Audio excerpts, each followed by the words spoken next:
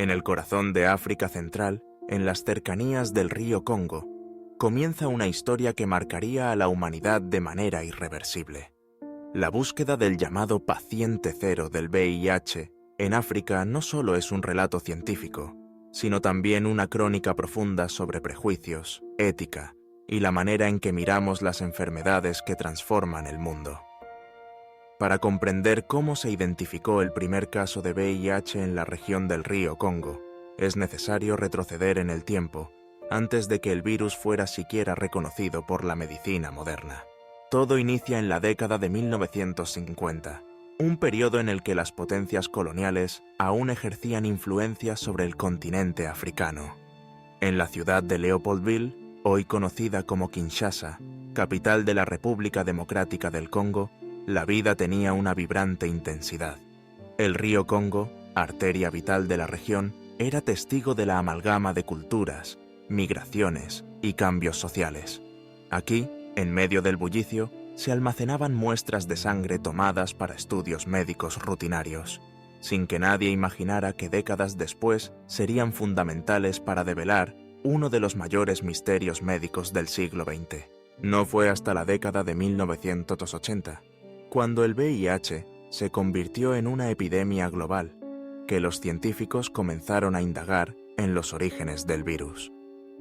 Tras analizar muestras antiguas de sangre almacenadas en Kinshasa, encontraron evidencia de una infección por VIH en una muestra fechada en 1959.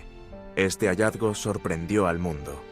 El virus había circulado silenciosamente en África Central mucho antes de que se identificara en Estados Unidos en 1981. La muestra pertenecía a un hombre adulto, cuya identidad nunca se reveló, y fue tomada como parte de un estudio de salud general. De inmediato, los medios y algunos sectores científicos lo denominaron paciente cero del VIH en África, aunque esta etiqueta está rodeada de controversia y preguntas. La noción de paciente cero implica identificar a la primera persona infectada, el punto de partida de una epidemia. Sin embargo, el caso de la muestra de Kinshasa no representa a la primera persona con VIH, sino al primer caso documentado en la región. Es probable que el virus haya estado presente en la población durante años, quizás décadas, antes de ese momento.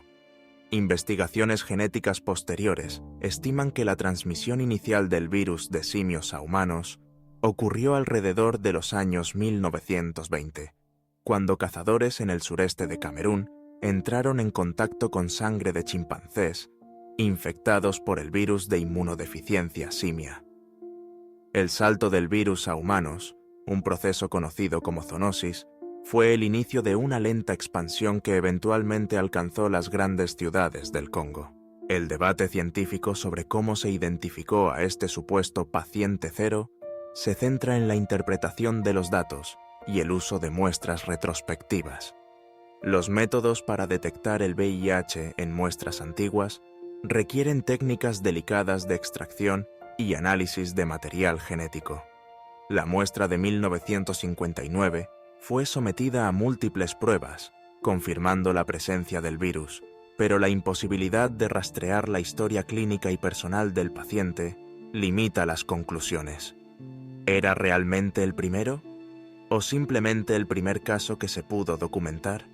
Los científicos advierten sobre el peligro de simplificar la compleja historia de una epidemia a una sola persona o evento. Además del debate científico, surge un profundo interrogante ético. El término paciente cero ha sido utilizado en otras epidemias, normalmente para señalar al origen del brote, pero muchas veces termina estigmatizando a individuos o comunidades. En el caso del VIH, la narrativa occidental tendía a situar el foco en África, asociando el continente con el origen de la enfermedad y perpetuando prejuicios raciales y culturales. La imagen del paciente cero africano contribuyó a la discriminación, el miedo y la incomprensión que rodearon al VIH en sus primeros años. Personas y comunidades africanas fueron injustamente señaladas, ignorando la realidad de que el virus se extendió globalmente debido a factores sociales, políticos y económicos complejos. Los prejuicios que surgieron de este proceso de identificación tuvieron consecuencias profundas. En los años 80 y 90, los medios de comunicación occidentales frecuentemente presentaban a África como el epicentro del VIH, utilizando términos deshumanizantes y promoviendo la idea de que el continente era inherentemente peligroso. Esta narrativa invisibilizaba el sufrimiento de millones de personas y obstaculizaba la cooperación internacional necesaria para enfrentar la epidemia. Además, desvió la atención de las dificultades estructurales, como la falta de acceso a servicios de salud, educación y recursos económicos, que facilitaban la expansión del virus. Desde la perspectiva ética, la búsqueda del paciente cero plantea preguntas sobre el respeto a la privacidad, el consentimiento y la responsabilidad de los científicos y medios de comunicación al compartir información. La muestra de 1959 fue tomada sin conocimiento del futuro uso para estudios sobre VIH. El paciente nunca fue consultado. El anonimato de la muestra protegió su identidad, pero no evitó que la región y su población fueran estigmatizadas. Hoy, la comunidad científica reconoce que el VIH tiene una historia compleja, tejida por migraciones, urbanización, cambios sociales y contacto entre humanos y animales. El virus no tiene un solo origen, ni una sola víctima fundadora. El estudio de los orígenes del VIH en el Congo permite entender cómo las enfermedades emergen y se propagan, pero también revela los riesgos de buscar un culpable individual o colectivo. La lección más importante es que la ciencia debe ser acompañada de sensibilidad ética, evitando convertir la búsqueda de conocimiento en una fuente de discriminación. La historia del supuesto paciente cero en África es, en última instancia, una advertencia. Nos recuerda que detrás de cada muestra de sangre, cada dato médico, hay personas reales, comunidades enteras que merecen respeto y comprensión. La lucha contra el VIH no es solo una batalla científica, sino también social y ética, donde el lenguaje, los conceptos y las narrativas pueden aliviar o agravar el sufrimiento.